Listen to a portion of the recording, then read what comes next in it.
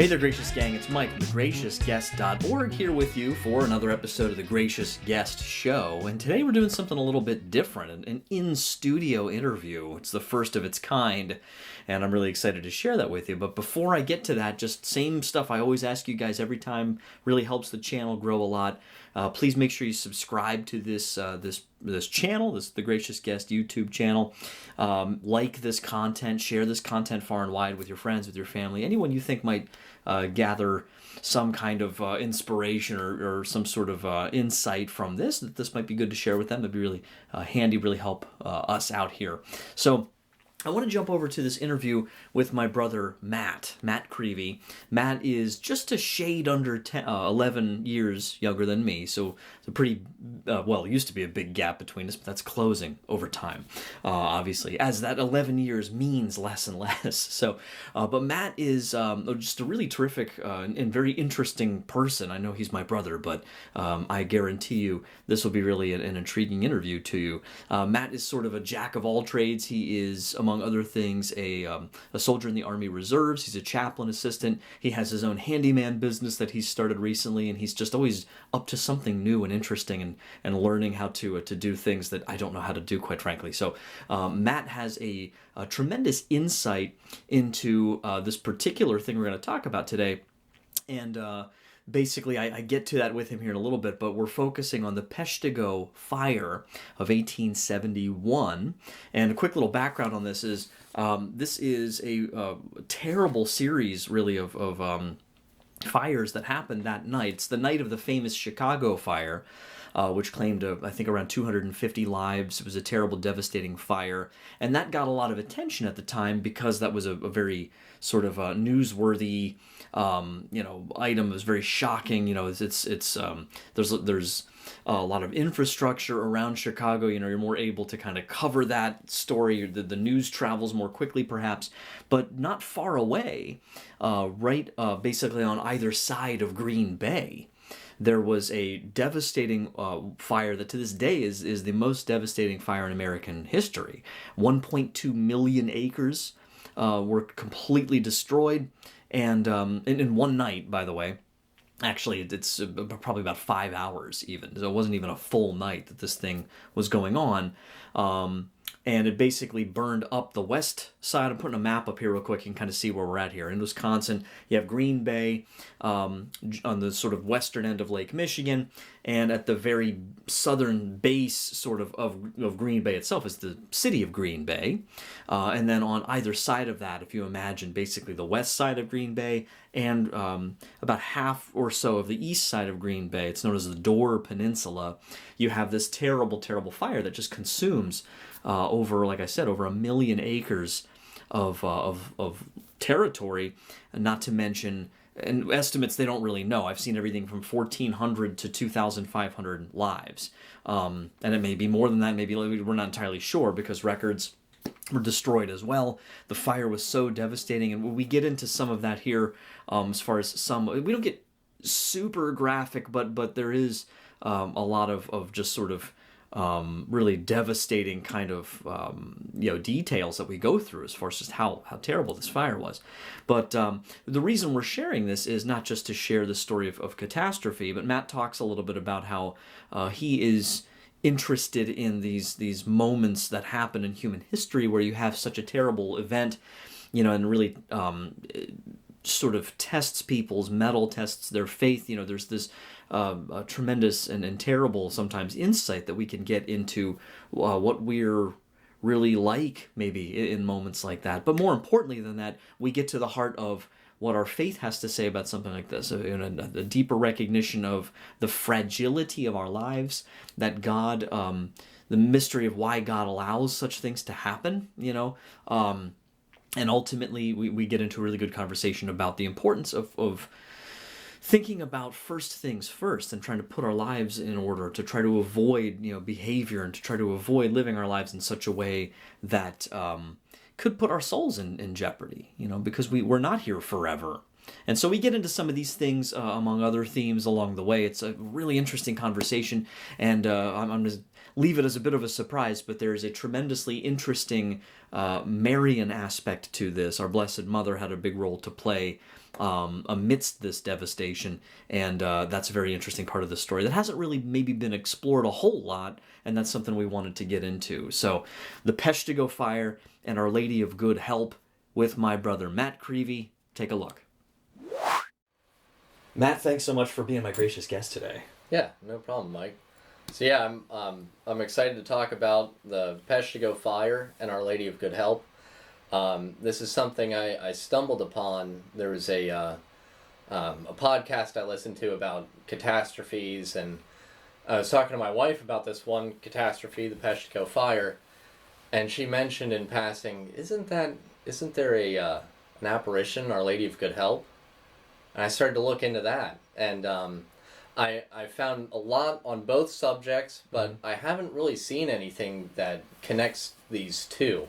Sure. So that's my goal for today, is to just try to connect these first-hand accounts, and then just try to paint this picture, and it's very fascinating when you see it. So first, we have a couple books we're going over here. The first one I want to talk about is this is the Great Peshtigo Fire. It's the one it's the only one we both have a copy of here. So, the Great Peshtigo Fire. It was written by the priest who survived the fire, who found himself in the midst of it. And I'm going to skip ahead. He has a good intro and everything, and talks about some events that led up to it, and we may talk about that later. And was he, if I may just real quick, so it's Father Peter. We're saying Pernin. Yeah, probably Pernin, but that's but I think he was from France, correct? Yeah, because the community he's working with, like, there's people from, I think, different backgrounds. There's a lot of Belgians. We'll talk about, like, a Belgian community, I think some French people there, but he went by Peter, I guess, or eventually, instead of Pierre or whatever. So I think he spent most of his life there, but he was born and raised, I think, in France, if I remember correctly, or right. Yeah. He was a French priest. Yes. In Wisconsin. Okay. Yeah. So and we could talk about the surrounding area then, but just to jump into, so right now we're going to get right into, this is the fire, and from when he starts seeing it. So it was now about 8:30 in the evening. I first thought of my horse and turned him free into the street. So real quick, he sees some red in the sky. They know that the fire's coming. So I turned him free into the street, deeming that in any case he would have more a chance to escape thus, and tied up in the stable. I then set about digging a trench 6 feet wide and 6 or 7 feet deep in the sandy soil of the garden. And though the earth was easy enough to work, my task proved a tedious one. The atmosphere was heavy and oppressive, strangely affecting the strength and rendering respiration painful and laborious. The only consideration that could have induced me to keep on working, when I found it almost impossible to move my limbs, was the fear growing more strongly each moment into a certainty that some great catastrophe was approaching. The crimson reflection in the western portion of the sky was rapidly increasing in size and intensity. Then, between each stroke of my pickaxe, I heard plainly, in the midst of the unnatural calm and silence reigning around, the strange and terrible noise already described, the muttered thunder, of which became more distinct as it drew each moment nearer. This sound resembled the confused noise of a number of cars and locomotives approaching a railroad station, or the rumbling of thunder, with the difference that it never ceased, but deepened in intensity each moment more and more. The spectacle of the menacing crimson sky, the sound of the strange and unknown voice of nature constantly augmenting in terrible majesty, seemed to endow me with supernatural strength. After finishing the digging of the trench, I placed within it trunks, books, church ornaments, and other valuables, covering the whole with sand to a depth about a foot. While still engaged at this, my servant, who had collected in a basket several precious rosaries, ran and deposited them on the steps of a neighboring store, scarcely conscious in her trouble of what she was doing. She hastily returned for a cage containing her canary, which the wind, however, almost immediately tore from her grasp. And breathless with haste and terror, she called to me to leave the garden and fly. The wind, forerunner of the tempest, was increasing in violence. The redness in the sky deepening, and the roaring sound like thunder seemed almost upon us. It was now time to think of the Blessed Sacrament, object of all objects, precious, priceless, especially in the eyes of a priest. It had never been a moment absent from my thoughts, for of course I had intended from the very first to bring it with me. Hastening then to the chamber containing the tabernacle, I proceeded to open the latter, but the key, owing to my haste, slipped from my fingers and fell. There was no time for further delay, so I caught up the tabernacle with its contents and carried it out, placing it in my wagon, as I knew it would be much easier to draw it thus than to bear it in my arms. My thought was that I should meet someone who would help me with the task. I re-entered to seek the chalice which had not been placed in the tabernacle, when a strange and startling phenomenon met my view. It was that of a cloud of sparks that blazed up here and there, with a sharp detonating sound like that of powder exploding. It flew from room to room. I understood then that the air was saturated with some special gas, and I could not help thinking, if this gas lighted up, from mere contact with the breath of hot wind, what would it be when fire would come in actual contact with it? Can I just for one second pause there? Because that's, and there will be some more things we'll get to later. That's just one of those, like, as you read this account and other accounts, there's things like that, you know, to the viewers and listeners as you read through it. There's just a lot of stuff like that where there's really very strange, just bizarre things and characteristics of the fire itself. That's just, I wanted to right, and this that is really just the blew my beginning. mind. He's aware that something's coming. There's a redness in the horizon, but it's not. They haven't gotten to it yet. The circumstance, though menacing enough, inspired me with no fear. My safety seemed already assured. Outside the door in a cage attached to the wall was a jay that I had in my possession for a long time. The instinct of birds in foreseeing a storm is well known, and my poor jay was fluttering wildly round its cage, beating against its bars, as if seeking to escape, and uttering shrill notes of alarm. I grieved for its fate, but could do nothing for it. The lamps were burning on the table, and I thought, as I turned away, how soon their gleam would be eclipsed in a vivid light of a terrible conflagration. I vainly called my dog, who, disobeying the summons, concealed himself under my bed, only to meet death there later. Then I hastened out to open the gate, and so to bring forth my wagon. Barely had I laid a hand on it, when the wind heretofore violently rose suddenly to a hurricane, and quick as lightning opened the way of my egress from the yard by sweeping plank, gate, fence away into space. The road is open, I thought. We have only to start. I delayed my departure too long. It would be impossible to describe the trouble to keep to my feet, to breathe, to retrain and hold my buggy, which the wind strove to tear from my grasp, or to keep the tabernacle in its place. To reach the river, even unencumbered by any charge, was more than many succeeded in doing. Several failed, perishing in the attempt. How I arrived is even to this day a mystery to myself. The air was no longer fit to breathe, full as it was of sand, dust, ashes, cinders, sparks, smoke, and fire. It was almost impossible to keep one's eyes unclosed, to distinguish the road, or to recognize people, though the way was crowded with pedestrians as well as vehicles crossing and crashing against each other in the general flight.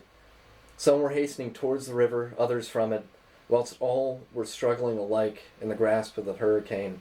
1,000 discordant, deafening noises rose in the air together. The neighing of horses, falling of chimneys, crashing of uprooted trees, roaring and whistling of the wind, crackling of fire as it ran with lightning-like rapidity, from house to house. All sounds were there, save that of the human voice. People seemed stricken dumb by terror. They jostled each other without exchanging a look, word, or counsel. The silence of the tomb reigned among the living. Nature alone lifted up its voice and spoke. Though meeting crowded vehicles, taking a direction quite opposite of that which I myself was following, it never even entered my mind that it would perhaps be better for me to follow them. Probably it was the same with them. We all hurried blindly onto our fate. Almost with the first steps taken in the street, the wind overturned and dragged me, with the wagon close to the tavern already mentioned. Further on, I was again thrown down over some motionless object lying on the earth. It proved to be a woman and a little girl, both dead. I raised a head that fell heavily as lead. With a long breath I rose to my feet, but only to be hurled down again. Farther on I met my horse, who I am set free in the street. Whether he recognized me, whether he was there in that spot by chance, I cannot say. But while struggling anew to my feet, I felt his head leaning against my shoulder. He was trembling in every limb. I called him by name and motioned him to follow me, but he did not move. He was found partly consumed by fire in the same place. Arrived near the river, we saw that the houses adjacent to it were on fire, whilst the wind blew the flames and cinders directly into the water. The place was no longer safe. I resolved then to cross to the other side of the bridge that was already on fire. The latter presented a scene of indescribable awful confusion, each one thinking he could attain safety on the other side of the river. Those who lived in the east were hurrying to the west, and those who dwelt in the west were wildly pushing to the east, so that the bridge was thoroughly encumbered with cattle, vehicles, women, children, and men, all pushing and crushing against each other, so as to find issue from it. Arrived amid the crowd, on the other side I resolved to descend to the river, to a certain distance below the dam, where I knew the shore was lower and water shallower. But this I found impossible. The sawmill on the same side, at the angle of the bridge, as well as a large store belonging to the company, standing opposite across the road, were both on fire. The flames from these two edifices met across the road, and none could traverse this fiery passage without meeting with instant death. I was thus obliged to ascend the river on the left bank. Above the dam, where the water gradually attained great depth, after placing a certain distance between myself and the bridge, the fall of which I momentarily expected, I pushed my wagon containing the tabernacle as far into the water as possible. It was all that I could do. Henceforth I had to look to the saving of my own life. The whirlwind in its continual ascension had, so to speak, worked up the smoke, dust, and cinders, so that at least we could see clear before us the banks of the river as far as the eye could reach. The greater numbers seemed to have no idea of taking any steps to procure their safety, imagining, as many afterwards acknowledged to me, that the end of the world had arrived, and that here was nothing but silent submission to their fate. Without uttering words, the efforts I had made in dragging my wagon and my flight left me perfectly breathless. And then they enter the river. So at 10 o'clock they go into the river.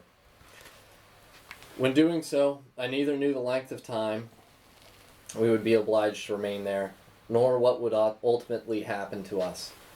Yet, wonderful to relate, my fate had never caused a moment of anxiety at that time, yielding to involuntary impulse, warning me to prepare for danger. I had resolved on directing my flight towards the river. Since then I had remained in the same careless frame of mind, which permitted me to struggle against the most insuperable obstacles, to brave the most appalling dangers, without ever seeming to remember that my life may pay the forfeit. Once in the water up to our necks, I thought we would at least be safe from fire. But it was not so. The flames darted over the river as they did over the land. The air was full of them, or rather the air itself was on fire. Our heads were in continual danger. It was only by throwing water constantly over them and our faces, and the beating of the river with our hands, that we kept the flames at bay. Clothing and quilts had been thrown in the river to save them, doubtless, and they were floating all around. I caught some that were within reach, and with them the heads of the persons who were leaning against or clinging to me covered them.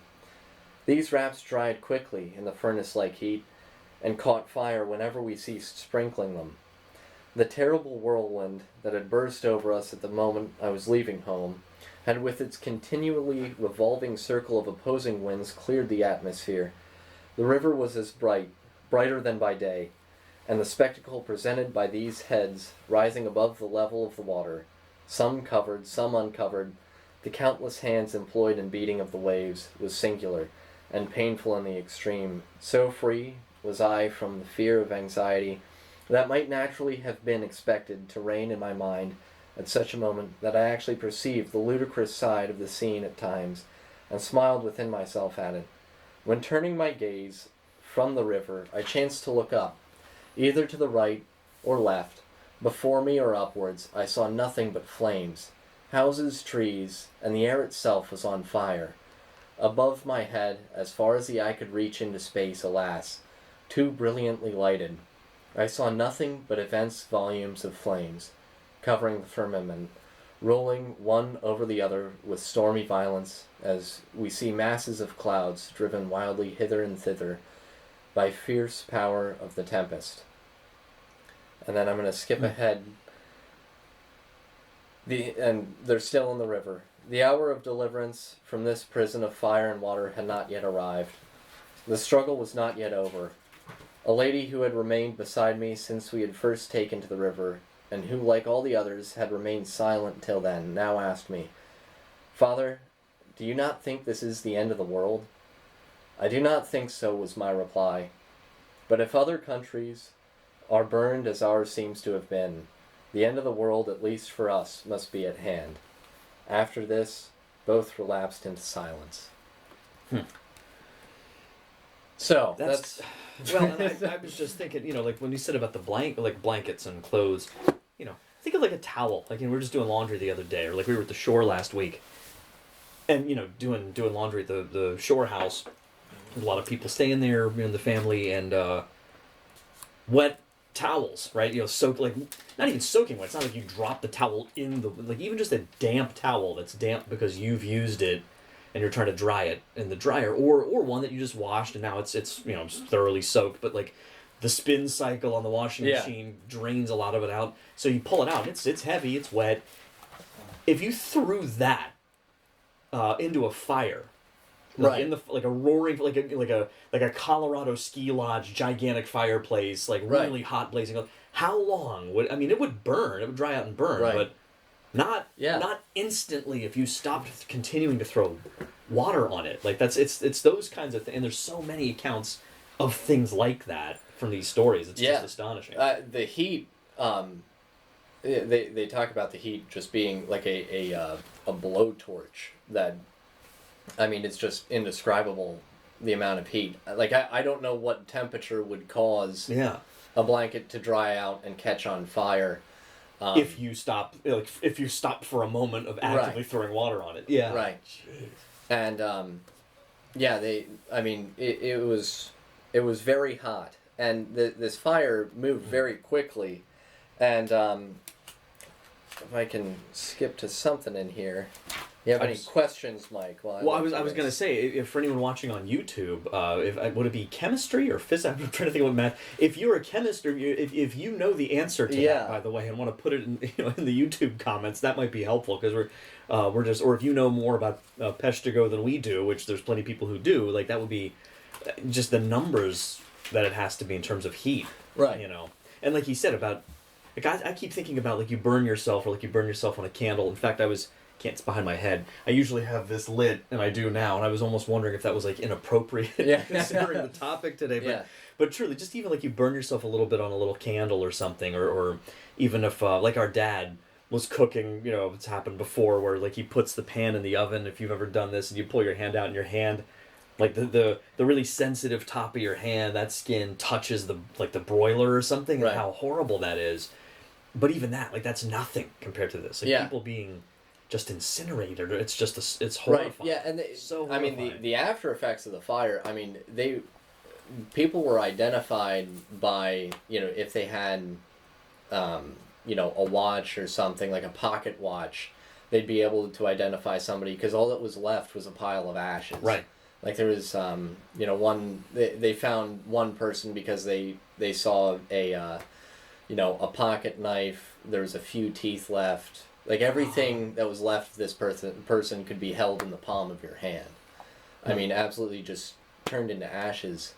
And And this was, again, like, this was, I don't know if you were going to mention, and I mentioned some of it at the beginning, just in the sort of intro, but again, like 1.2 million acres Yeah.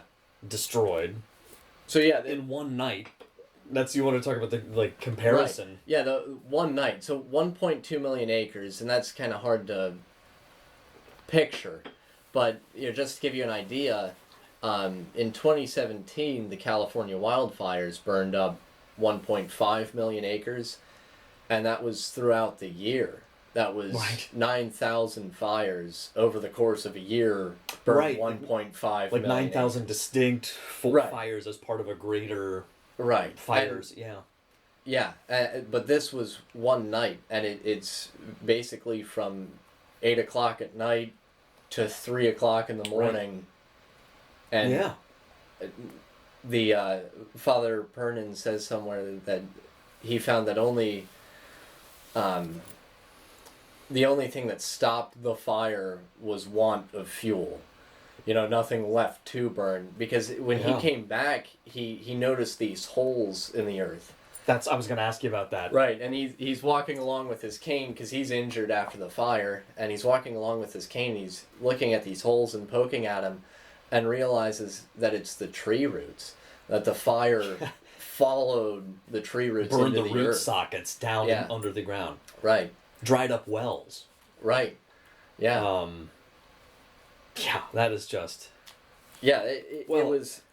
And, you know, and the people afterwards, saving, you know, if you made it through the fire, you weren't done then, because now, you know, it's... So this is October 8th, which I think we should mention we'll that. Get so to, yeah. October 8th, 1871, this wasn't the only fire that happened. This was the worst. It's the deadliest wildfire in U.S. history. Yep. I know at least U.S. history. Mm-hmm. But there was also the Huron fire, the Manistee, the Chicago fire. And those two, the Huron and the Manistee, those are in Michigan? Yeah, those are in Michigan. So that's on the other side of Lake Michigan. Right. Which is strange, but yeah. New Holland. Mm-hmm.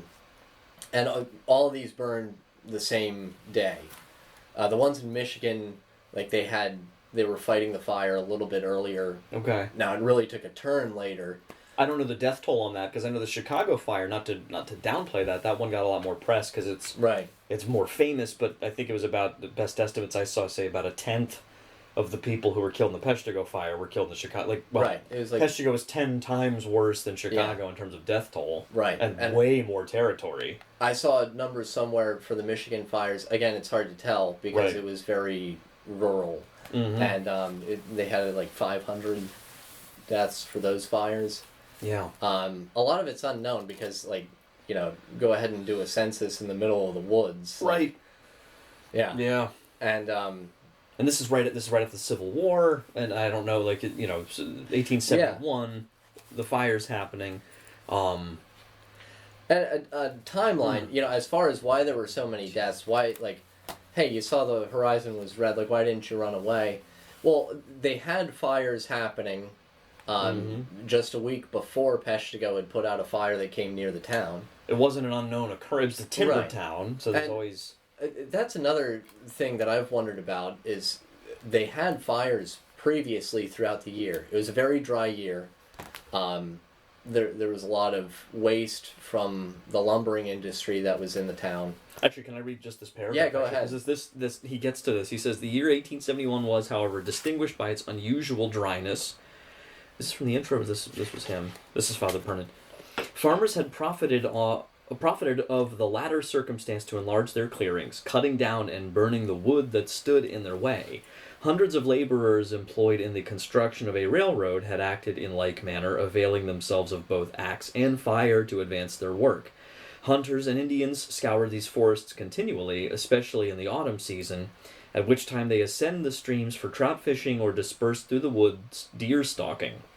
At night they kindle a large fire wherever they may chance to halt, prepare their suppers, then wrapping themselves in their blankets, sleep peacefully extended on the earth, knowing that the fire will keep at a distance any wild animals that may happen to range through the vicinity during the night.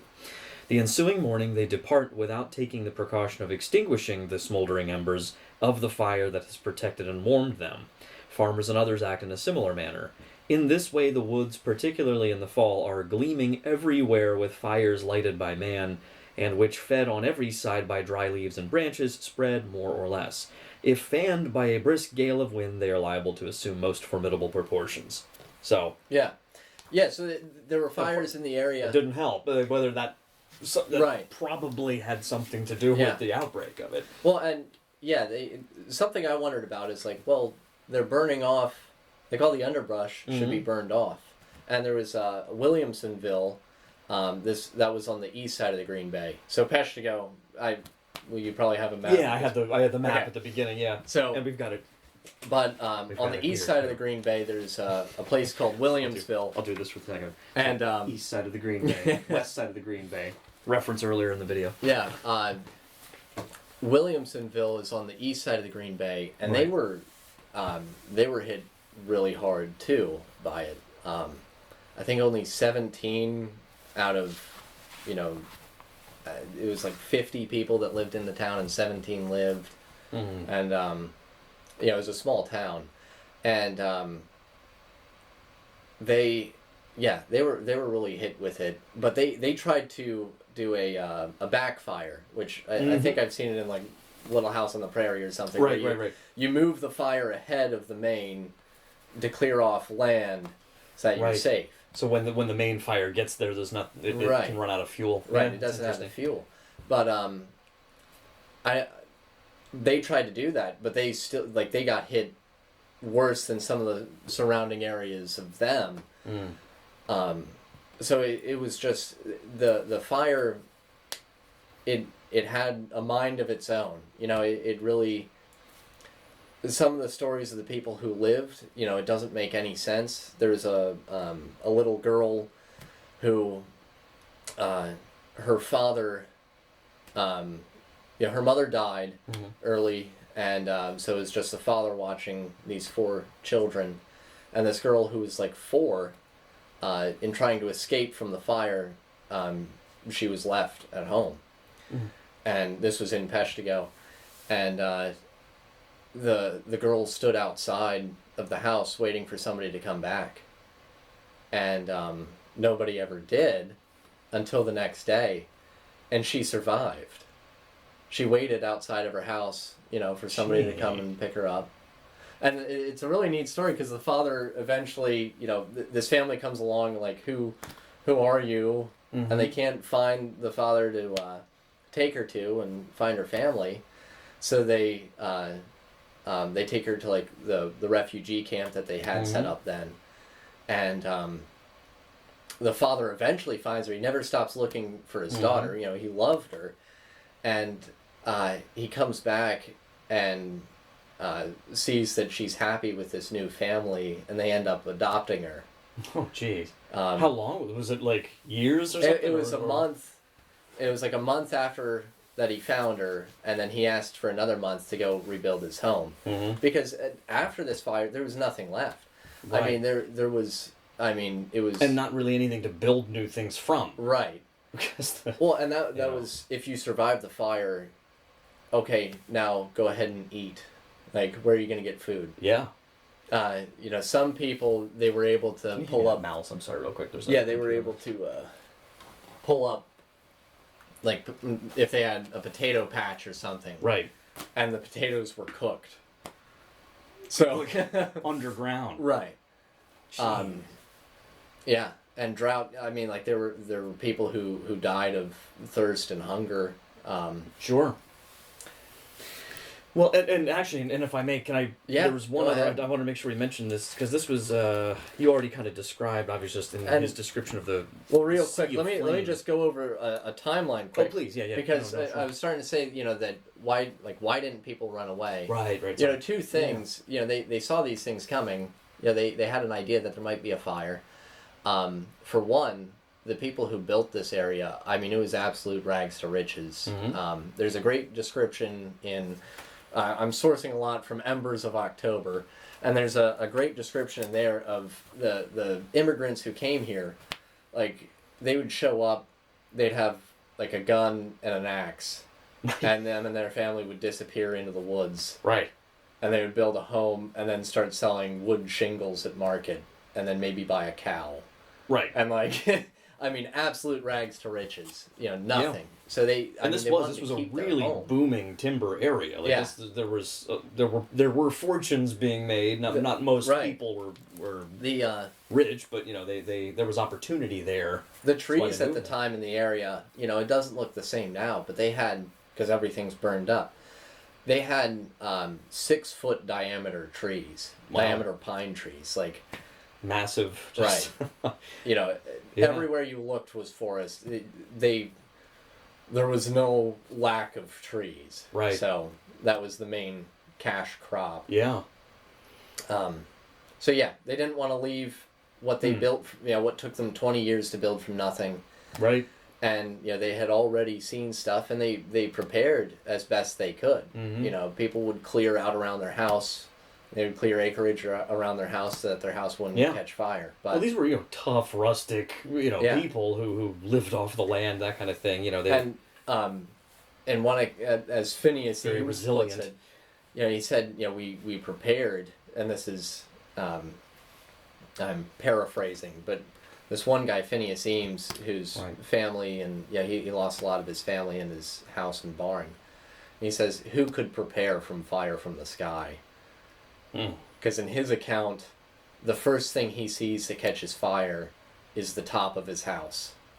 Yeah, it starts eating away everything from the top down. Right, the top of the house, the top of the trees, the top of the barn, and nothing on the ground. It creates its own weather system, basically. It's just... Yeah. Well, and then weird things like this. Just real quick. I highlighted just for what? Like because this is when the hurricane burst upon us. Many, surprised and terrified, ran out to see what was the matter. A number of these persons assert. So this is multiple eyewitness testimonies. A number of these people assert that they then witnessed a phenomenon which may be classed with the marvelous. They saw a large black object resembling a balloon, which object revolved in the air with great rapidity, advancing above the summits of the trees towards a house which it seemed to single out for destruction. Barely had it touched the latter when the balloon burst with a loud report, like that of a bombshell, and at the same time and moment, rivulets of fire streamed out in all directions. Yeah. Like now, there are, you do get some more fantastical sort of pondering. We're not going to get into alien theories and stuff here. However, like you can maybe appreciate a little bit when you read stuff like that in these first-hand accounts. Like, what are these people seeing? Like, how do you even? Right. I've never seen anything that I could have confused for something like what is that? So just beyond anything normal. And after it then too, they would find some people who weren't touched by fire. Right. So.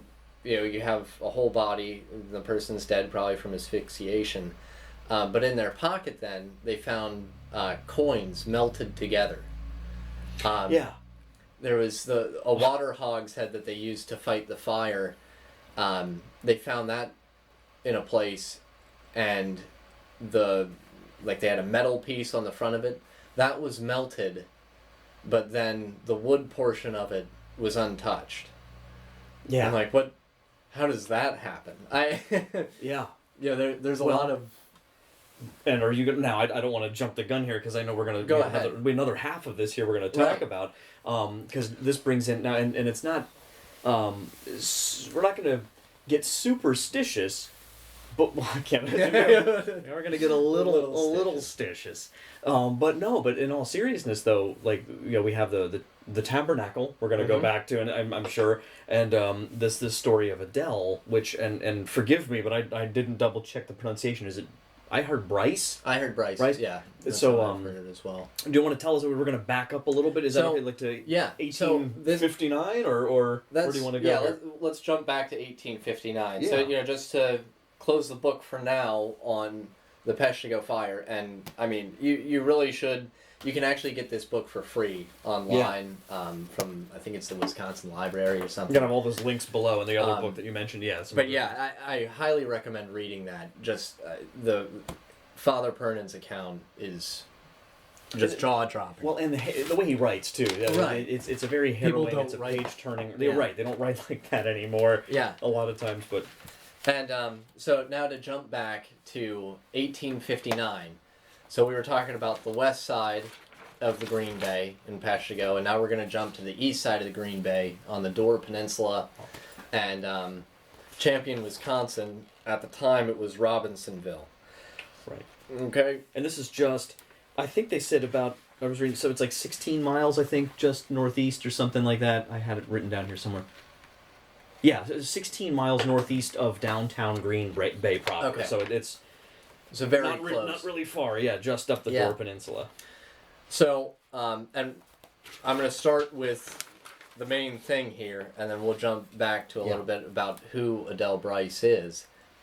But, so this Belgian girl, immigrant community, and she would walk to Mass 12 miles, and she's walking back from Mass, and this lady appears for the third time, and her priest tells her to ask, in God's name, who are you, and what do you want of me? And then this is the approved... And I think she was in her late 20s at the time, because I think she was born in Adele was born in Belgium in 1831. They moved to Wisconsin in 1855. Okay. So she's like in her, she's like 28? Yeah, she's 27, 28 when this happens. So this beautiful lady appears to Adele Brise after Mass, and Adele says, in God's name, who are you, and what do you want of me? And the lady says, I am the Queen of Heaven, who prays for the conversion of sinners. You received Holy Communion this morning, and that is well. But you must do more. Make a general confession, and offer communion for the conversion of sinners. Gather the children in this wild country, and teach them what they should know for salvation. Teach them their catechism, how to sign themselves with the sign of the cross, and how to approach the sacraments. That is what I wish you to do. Go and fear nothing. I will help you. So, yeah, this was a Marian apparition that happened to Adele Brise. It was, what I was reading there was the recent approval in 2010 by the Bishop of Green Bay.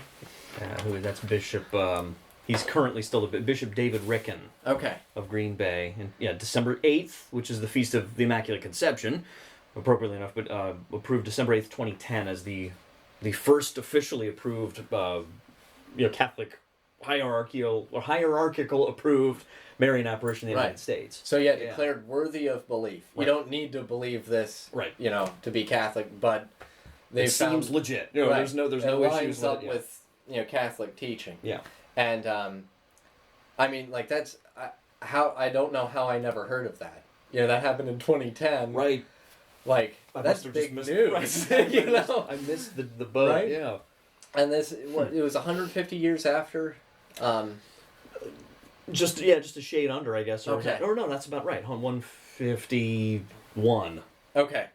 So if I'm doing that math. Yeah. yes, that's correct. But okay. So this apparition happens, and it sets. Which it's 151 years since the fire that we're recording this. Uh-oh. Okay, there's some connection there. Yeah. Okay, sorry. I just thought that's. Wait a minute. So there's 3 different accounts of what she said. I just went with what the bishop approved because that's what the church said. Is good. So, what this sparked with Adele though was that she would go from house to house to teach children their catechism, and she would walk 50 miles in rain, snow, and weather. Yeah. And would offer to do the house chores. For the opportunity to teach the children. To teach the wild children. Right, to teach them about God. And, I mean, the Belgian community, so they came from Belgium, and French speakers. Right. But right. And the trouble is that there wasn't, it was hard to find a priest. Yeah. And they started to lose their faith. Or at least not practice it because, Adele had to travel 12 miles to Mass on Sunday. And I think about, one way.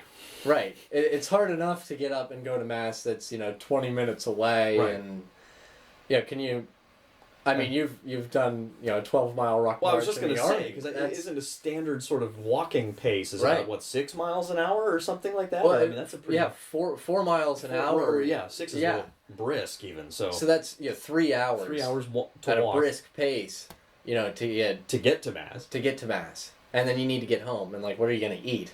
Right. So you're looking at 6 hours your to fiddles. get to Mass. Right. And she would, just to show you like the character and piety of this girl. And when today a lot of people can't trouble themselves to roll out of bed and drive 5 minutes to the local parish. Yeah. It's And so she started spreading the word. Eventually, the site of where the apparition happened, 5 or 6 acres there, were given to her. She built a school and a chapel there. Mm-hmm. And it took some time between the church allowing that to happen. Yeah. Because you don't know. Like, things need to be... Yeah, the church, everybody tries to paint the Catholic Church as so superstitious and so, like, credulous, and it's like, you just don't know what you're talking... look at how like, genuine church-approved, visionaries like Saint Bernadette or Juan Diego, look at how they were treated at first. Right. It's usually a dark tale of, like, misbelief and sometimes very harsh, and to the church's credit, it's all because we're trying to not jump to conclusions that might have a reasonable explanation. It took us 150 years. Well, not just that, it might have a rational explanation, or that there might be something going on with the person, the visionary's imagining something, or it might be demonic temptation. Yeah. The devil can disguise himself as a lot of things, And so that they were cautious at first. Right, for and sure. with her even, there was one point where she had the school, and then the bishop, a new bishop came in, and he closed it. And just, how she handled that situation. She never disobeyed her priests or bishops. What she did is, she handed over the keys to the bishop and said, "Their souls are in your hands now." all right, fine. Yeah. To which he handed back the keys then. But well played, sister. Right. Like, Yeah. Oh my gosh. Yeah, that... Well, the thing, actually, the sidebar of his sister, it reminds me, because she was, correct me if I'm wrong, I think she was not yet a consecrated sister when the vision happened. Correct. But she was like 28. That's a pretty late vocation in the 1800s. Well, like, a lot of those times yeah. you become a sister your teens, early 20s at that time. Yeah. If you can. I So mean, if you're out in the middle of nowhere. Very early, like when she received First Communion, she promised Our Lady that, she would devote her life to Our Lady. Oh, right. So that's, in the other accounts of the apparition, Our Lady says, like, "What are you doing?" Basically. Like, your sister, it says your sisters are working in my vineyard. Somewhere. Are working in my son's vineyard. Yeah. What are you doing here in idleness while your companions are working in the vineyard? And her story is that her family was coming over to America, and she was very split on what should she do. Should she obey her parents? But she promised Our Lady that she would devote her life to her. So she had this crossroads in her life. And again, a parish priest told her, if Our Lady wants you, she'll find you. Like, she'll... Which she did. Huh. And, that's not a quote, but basically that if Our Lady wanted her, that she would find a way. Right. So, she shows up in 1859, and, hey, what are you doing? You should be working here then. And, something else. Yeah, so... she was very devout from a young age, but she always obeyed those appointed over her, including her family. Mm-hmm. And I just, I think that's good, for our time and everything. Like, it's good advice to follow. Yeah. And with, we'll jump back to that then. Yeah. Because I want to get into... Let's quickly go over. So to jump forward now, 1871. So they have the school, they have the chapel, they have these 5 acres. And we're just under 12 years, right? Because it's the end of 1859. Or October 1859. She has that vision. Right. Or series of visions, culminating in the main one on October 9th when Mary speaks to her directly, and then we're in. No, I mean it's almost exactly because it's the eve, right? Right. Yeah, it's That same exactly. day, Yeah, the right? fire ended at 3 a.m. On October 9th, 1871. So Right. it's 12 years to the day. Yeah, and wow. rains finally came to end the Wow. fire. And, after a year of drought. Right. So we're now in Champion, Wisconsin at the apparition site. And October 8th, 1871, and I'm reading from Peshtigo 1871. Just to clarify again, we're talking, so Peshtigo is a little bit further up the west Right. sort of coast, the we're western back- side of Green Bay, but now we're back on the eastern side, Yeah. but just on the facing side of Green Bay. Right. Okay. So, on October 8th, 1871, the whirlwind of fire fell also on this Belgian colony, causing as well great destruction on farms, forests extending over many leagues, though without the same loss of life as in Peshtigo. When the firestorm broke, those devout women said to one another, "If the Blessed Virgin still needs us, she will know how to protect us. If not, she will let us burn with the others." Motivated by these feelings of confidence, they run into their chapel, take the statue of the Blessed Virgin, and on their knees carry it in procession all around the beloved sanctuary while reciting the rosary. When the wind and the fire blew too strong on one side of the chapel for them to go forward, without exposing themselves to asphyxiation, they waited for the firestorm to lessen or change direction, while continually praying and hoping. So passed for them the long hours of that terrible night. I would not be certain whether, humanly speaking, and with their natural powers alone, they would have been able to stay alive in the midst of this hurricane. But I do know well that, barring a miracle, they would not have been able to in Peshtigo. Come morning, the appalling effects of the conflagration became visible.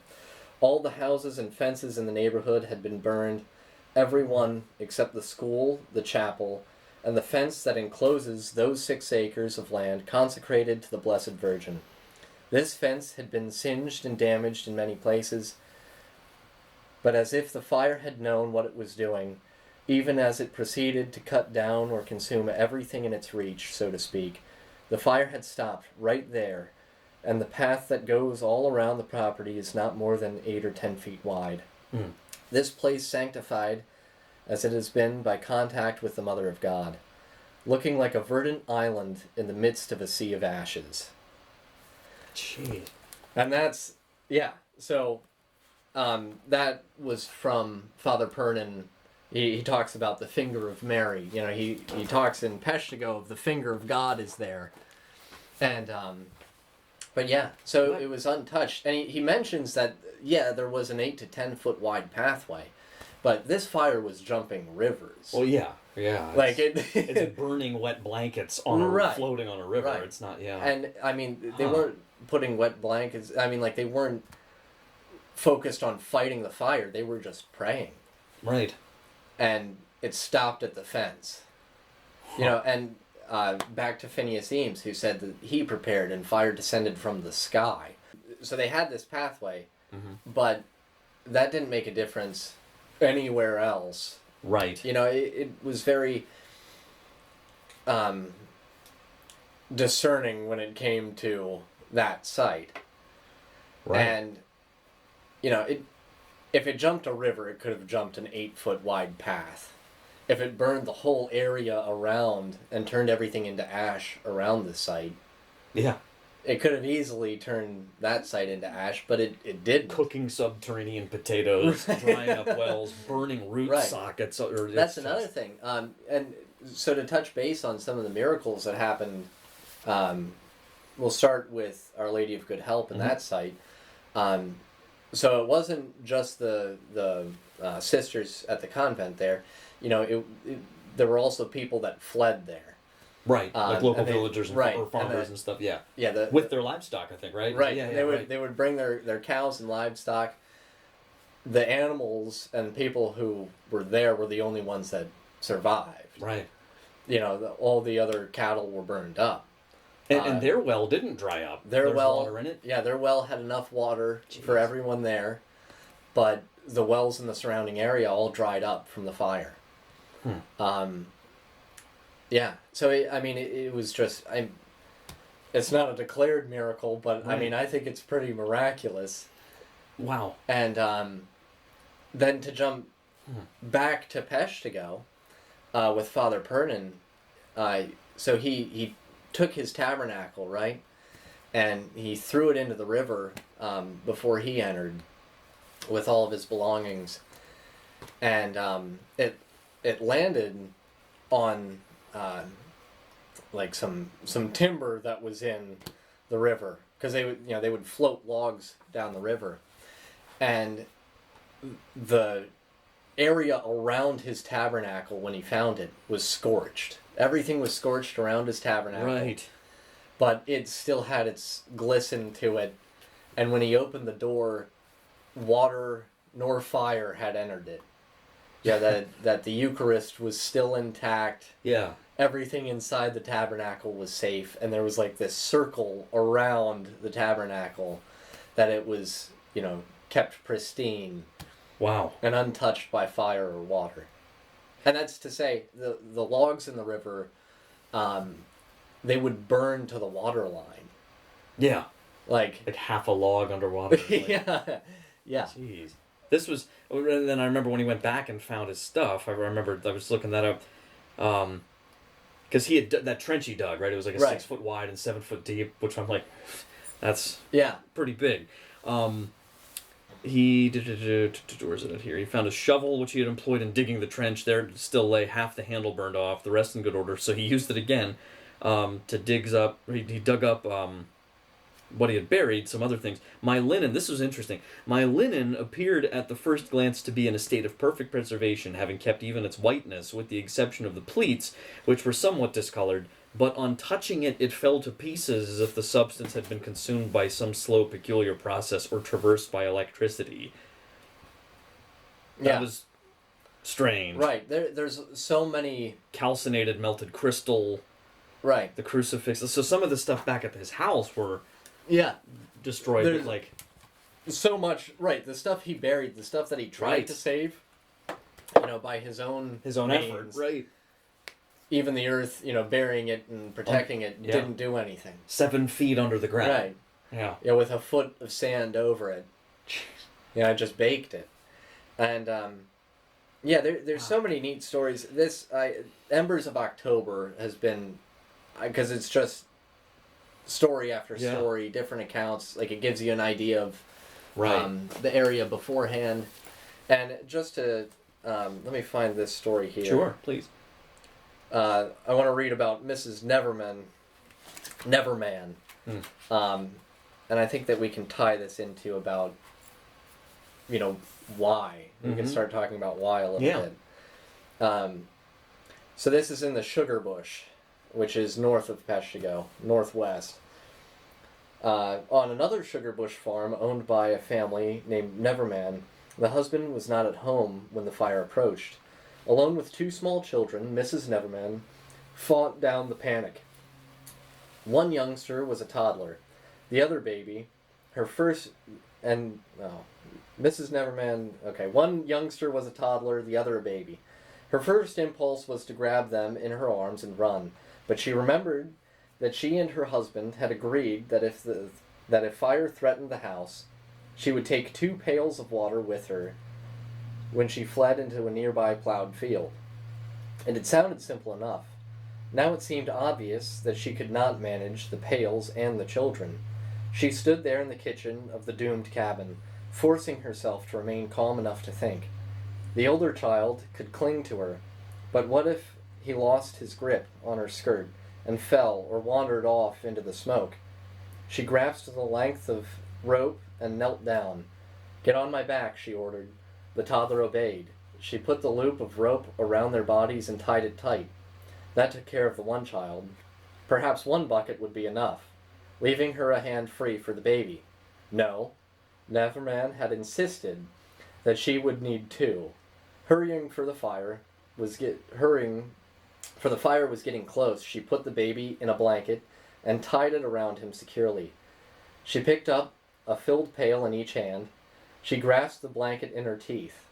Then she set off for the plowed field, carrying the baby, as she had seen a mother cat carrying a kitten. The house caught fire soon after, and they left it. As the young mother and her children lay in the open field, embers from the burning forest fell on them, repeatedly setting fire to their clothing. Each time Mrs. Neverman was able to extinguish the blaze with her water she had brought with her. When the fire passed them by, they were still alive. Wow. So, that's an image. right. Isn't that just... Golly.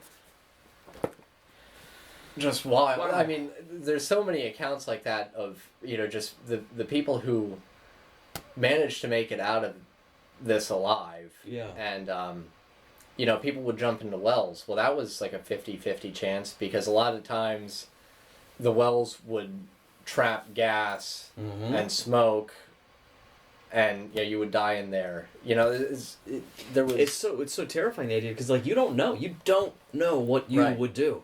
You could sit like anything like this, and you're like, oh, I would do this, or I wonder what. It's. I think it's good to just reflect in a prayerful way about, at some point you have to just, do the best you can, but then recognize that all is in God's hands, and even if you die, and this is where it's Right. so tough, because we want to clarify. I made a note here too, that we're not saying that.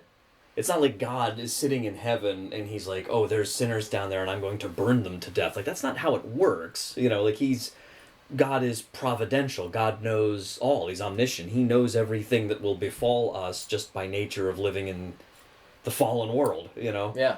And it's, I think, at least as I read this reminder, hopefully a reminder that, he's always knocking. He's always present. He's always trying to help us remember that this life itself isn't the end of the line. Right. To have hope, to have faith, that even when you face terrible, horrible things like this, I, for some reason, when putting Renata to bed the other night, found myself watching simulation videos on the Titanic sinking. I don't know why.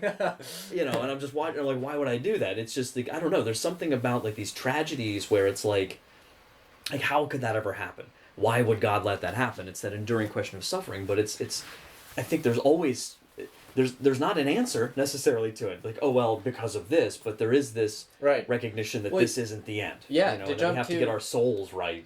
Right. Peshigo, The description of Peshigo, because that was kind of my first, in one of the apparitions, one of the accounts of the apparitions, it talks about the avenging arm of her son. Mm-hmm. That, because sinners have not converted, that the avenging arm of Mary's son, Jesus, she can hardly hold him back. And you see similar language in the Fatima visions, Right. 30 years And that- later, you see, that comes up a lot, the idea of divine justice. And right. you're like, It is true. But you look at this, the site that was struck was not the worst of the worst. Right. In Embers of October, it does a great, it really lays out what the area was like, what the people were like. Mm-hmm. And the lumberjacks were kind of your rough and tough group in the area, and Yeah. fighting and carousing and Right. that made me think of from the stories of them, it kind of made me think of infantry. Okay. That was the feeling I got.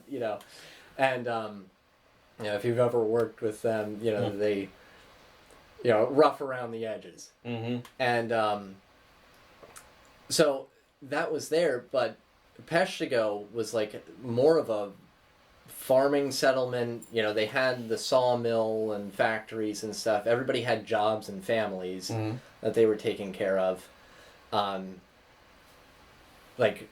I think it's Akanto and Muskogee were the party towns Right. in the area. And that, let me find it in Yeah, here. Okanto's on there. But yeah, it wasn't the worst of the worst. It wasn't necessarily Eden. It's in here somewhere that the guy says, it wasn't Eden and it wasn't Sodom, but it was probably somewhere in between. Mm-hmm. And why it was hit the hardest, I don't know. Yeah. And I was thinking last night, you never really asked why did it rain, in Philadelphia? Right. Yeah. Like, well, rain happens. Mm-hmm. Weather happens. And this, it was nature, but I think Father Pernin says, is it not he who is the master of causes as well as their effects?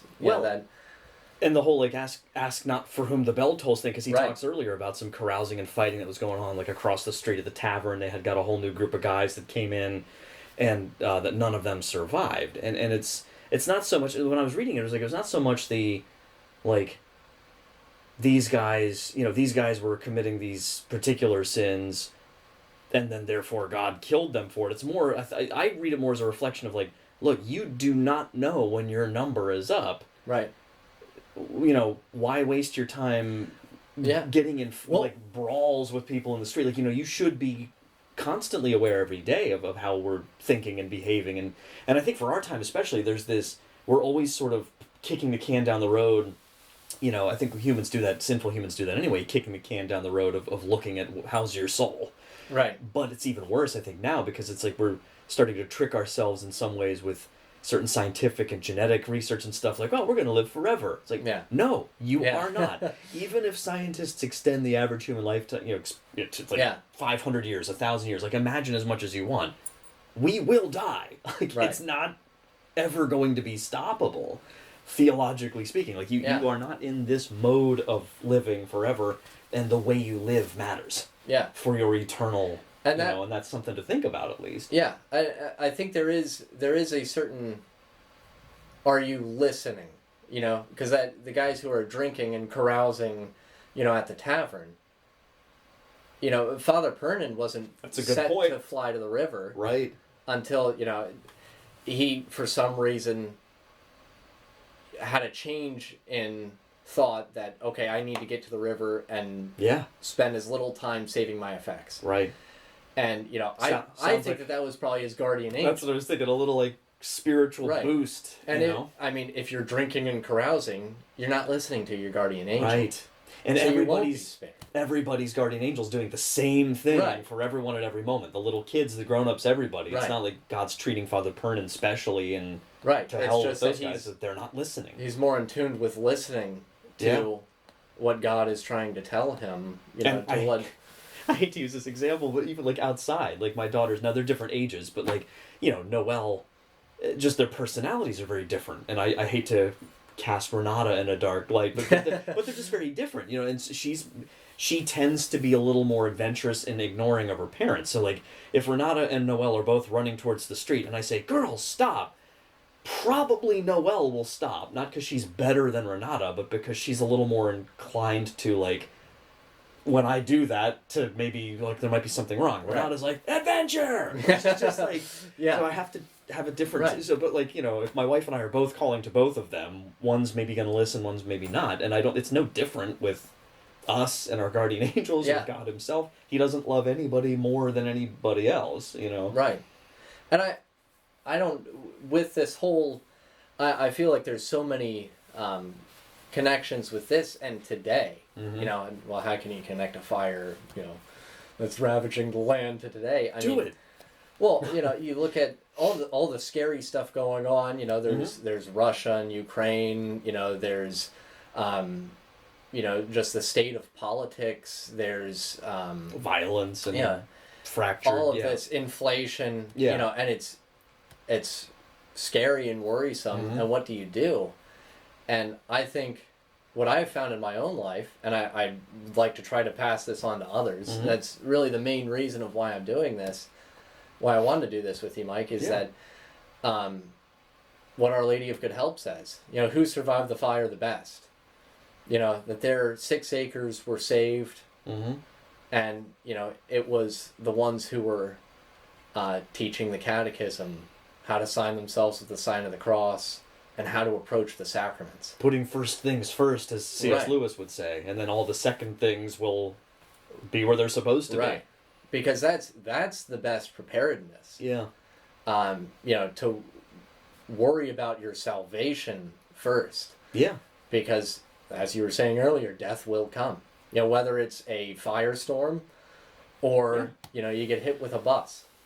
Well, it's like some people don't like. I know some Christians don't like Pascal's wager. Blaise Pascal, the Catholic philosopher, and they don't like it because it sounds like it's like rolling the dice, and it's not like a firm commitment to God. Like the idea of like the basic version. I've heard of it before. For those who haven't, like it's basically, as I remember, it's something to the effect of, in life you've got a couple things here. It's called his wager because it's like a wager. It's like either the whole faith thing, all Christianity, all of it, it's just complete nonsense, and you buy into it, and then when you die, it wasn't worth anything to you. Like, it didn't gain you anything.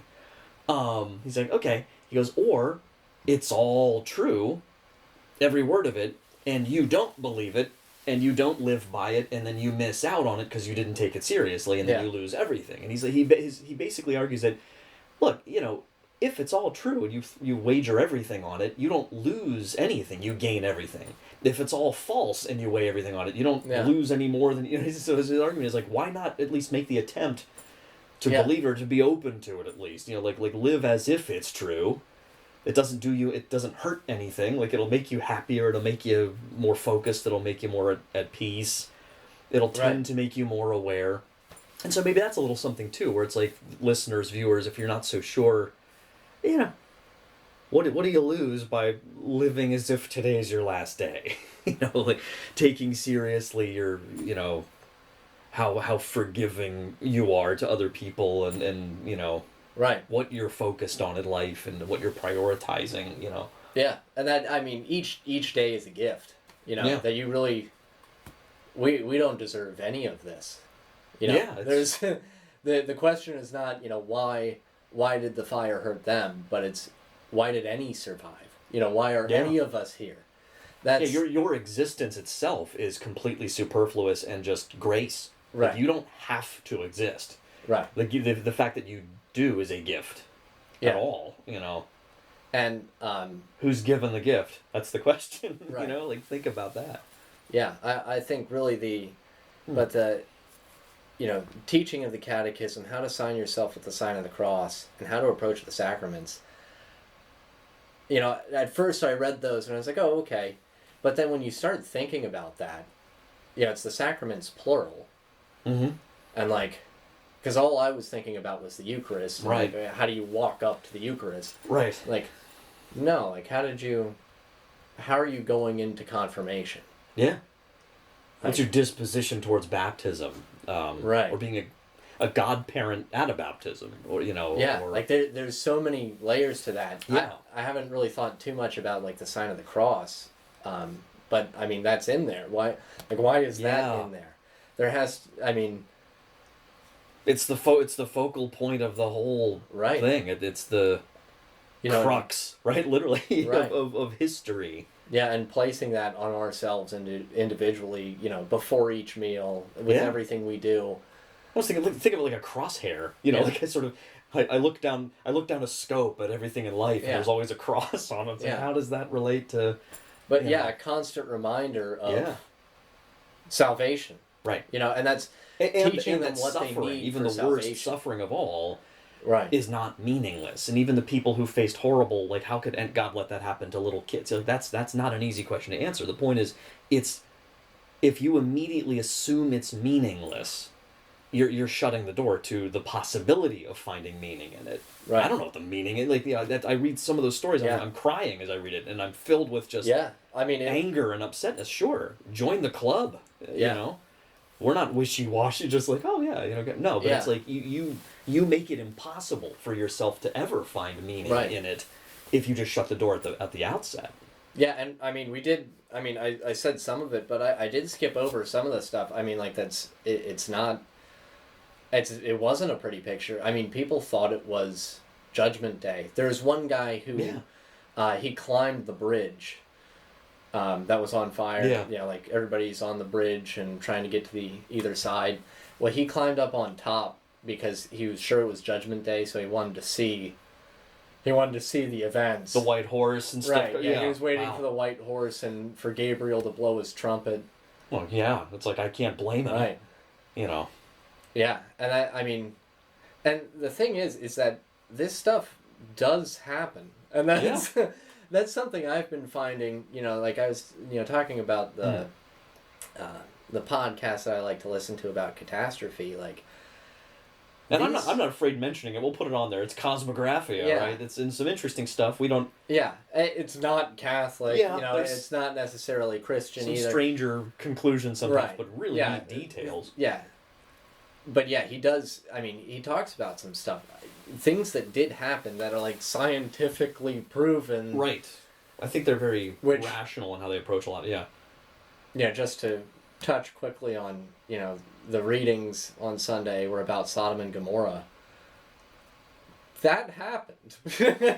Like they found a site that there's increasing evidence to support. Look, location lines up and right. Yeah, the timeline lines up with this airburst impact that leveled this Bronze Age city. And they found this more stuff they're starting to find, like these are and salted the earth. Acclaimed, these not conspiracy theorist stuff, but like acclaimed, researchers and archaeologists and people finding, like melt glass and stuff, like basically nuclear explosion type aftermath, seemingly caused by some kind of potential atmospheric airburst.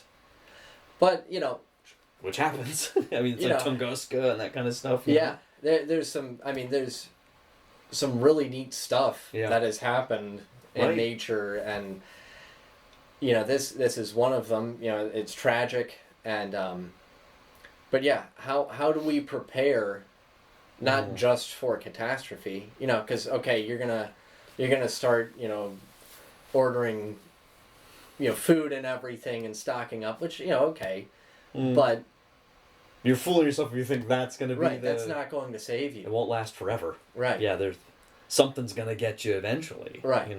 That sounded terrible the way, but we our time runs out here. Yeah, it's good. Other. It's good to prepare in life, but to remember that the best preparation is the preparation for your salvation. Yep. That's what counts. Yeah. And if our Lady wants to save us, she will. If not, we'll burn up with the rest. Well, and I don't know. Is there anything else before I mention this? Is there anything else you wanted to go into specifically?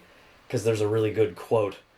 I don't think so. I think that's pretty much it. I just wanted to cover that the terror and horror of the Peshtigo Fire, and it's connect that with Our Lady of Good Help. And I haven't heard anything, so I figured I should be the one to do it then. Yeah. Get the conversation started, really. Because I think, deeper. and there's pilgrimage sites. Yeah. That people pilgrimage out there. I'd like to do that eventually. That's a good bet. And there's healings and stuff that happen at the site. And just God is there. God knows us, and His mother loves us too. And this is wonderful because right where when you were doing the extended reading earlier, it's so interesting because the very next line after where you stopped is Father Pernin writes, and I think this is maybe a good place to wrap it up here today. He says, "There is an end to all things here below, even misfortune." Right. So the horror of something like the Peshtigo Fire, but that doesn't get the final say, in the grand scheme of things. So, Matt, thanks so much for coming on. I want to do this again about something else, too. Yeah. So, all right. Yeah. Thanks for joining us. Sounds good. Yep. That was really a powerful experience and conversation. I hope you really enjoyed it as much as we did. We really had a lot of food for thought. We actually went to lunch right after we filmed that, and we continued the conversation for quite some time and just thinking a lot and asking a lot of questions and pondering. And so Matt mentioned a bunch of resources. Of course, again, there's the Great Peshtigo Fire, an eyewitness account by Father Peter Pernin, or Pierre Pernin, probably originally, but the priest who wrote such an incredible account.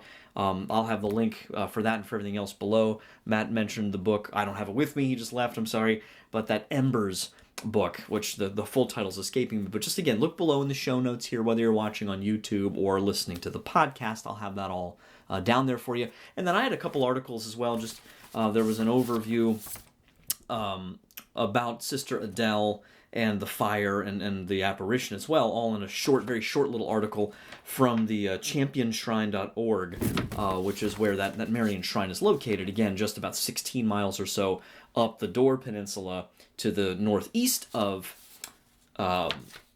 Green Bay. And then also some other information I had, just a Wikipedia article below on the National Shrine of Our Lady of Good Help, which gives a little more information about the consecration or the approval given back in 2010 that we were talking about by Bishop David Ricken. So that, as well as other links below, please feel free to check out. I've got a lot of great, as usual, more content coming out here pretty soon. I should say a lot of content that's going to be great.